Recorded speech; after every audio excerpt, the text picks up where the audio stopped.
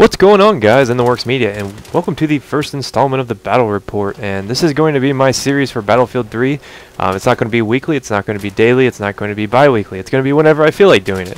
And I don't really know what the overall look of the series will end up being. This is more of a first look of this episode, and when I was sitting down to do this, I was like, you know what, there's nothing I'd rather do more than the engineering class to start this off, because I love using the engineering class. It's so versatile, it's a lot of fun. I like the SCAR a lot.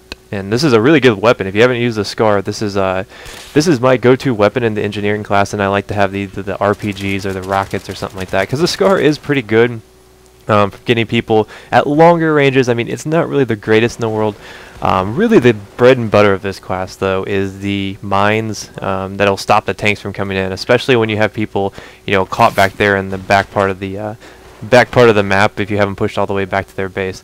And the mines are a little bit tricky to place. I usually just walk up right to the spot I want it to be at and just drop it.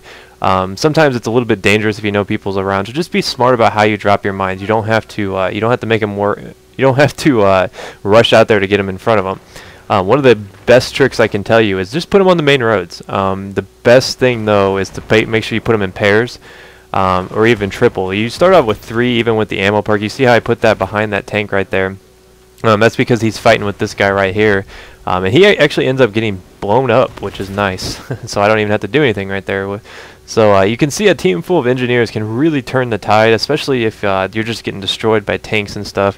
You do have the Stinger missiles unlocked, and I think you unlock those at level 3 on this class. So those are useful for shooting down helicopters like that or the jets, and you can actually shoot the pilots out of the helicopters. I'm sure a majority of you people know that. Who hasn't seen those awesome clips of people just shooting out the...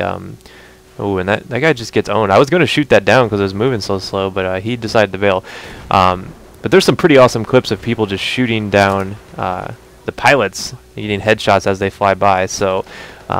what you can do with the engineering class, it's a lot of fun. I would honestly say, though, if you're looking to do a more running gun style, you know, get a lot of kills, definitely stick to assault.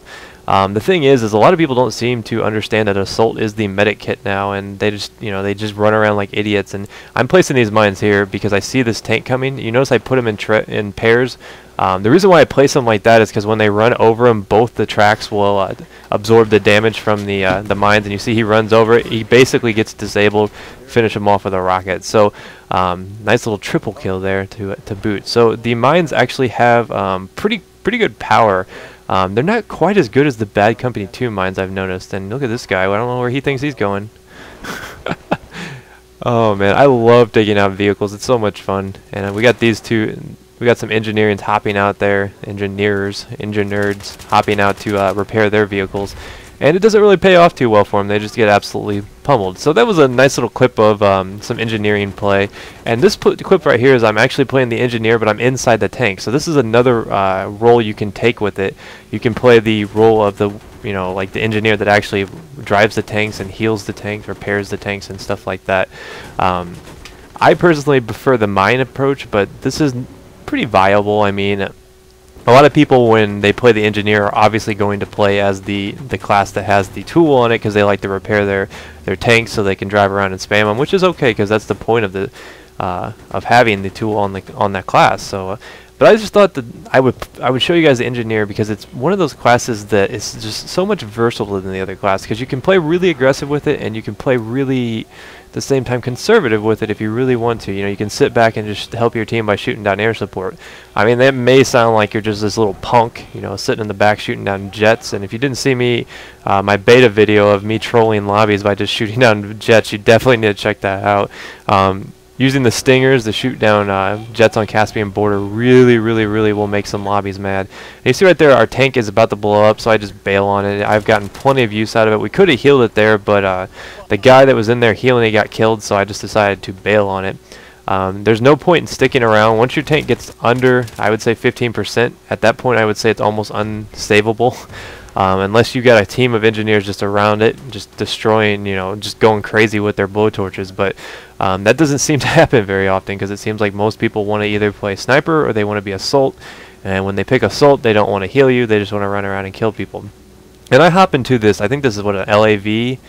I don't know if that's what it's called in this, but I'd quickly bail on it because I realized that those really don't have much protection, so they're really not much you can do with that.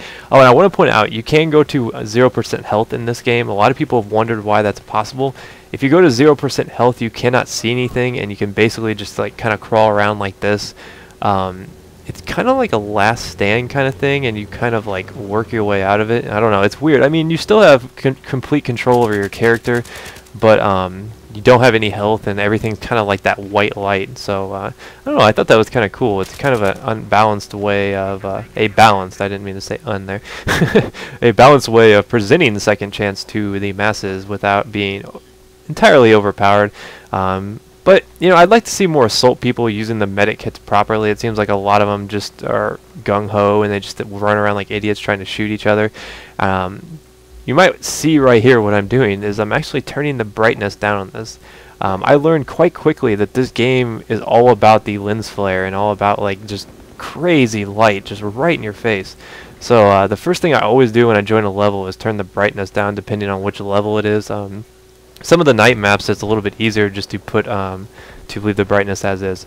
But anyways, I hope you guys enjoyed this quick look at the engineering class. Let me know what you think, and let me know what kind of classes you guys might like to see in future installments, or weapons and stuff like that.